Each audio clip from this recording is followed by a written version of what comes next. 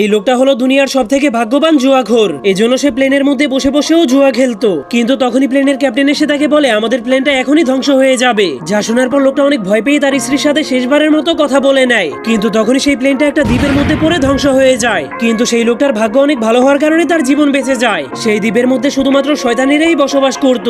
কিন্তু তবুও সেই লোকটা অনেক খুশি ছিল, কারণ তার লোভী স্ত্রীর কাছ থেকে চিরদিনের জন্য তার পিছু ছুটেছে। কিন্তু তখনই তার স্ত্রী তাকে খুঁজতে খুঁজতে সেখানেও চলে আসে। এরপর সে তার স্বামীকে ভুল করার জন্য মারতে শুরু করে দেয়। কিন্তু তখনই সে শয়তানদের রাজাকে বলে তুই নিজের জীবন বাঁচাতে চাইলে আমাদেরকে এখনই আমাদের দেশে পাঠিয়ে দে। তখন শয়তানদের রাজা তাদেরকে এখান থেকে বেঁচে ফেরার একটা নিয়ম দেখাতে শুরু করে দেয়, আর তাদেরকে বলে যদি তোমরা এখানে থাকা সবগুলো জুয়ার গেম খেলে জিততে পারো তাহলে আমি তোমাদেরকে ছেড়ে দিব।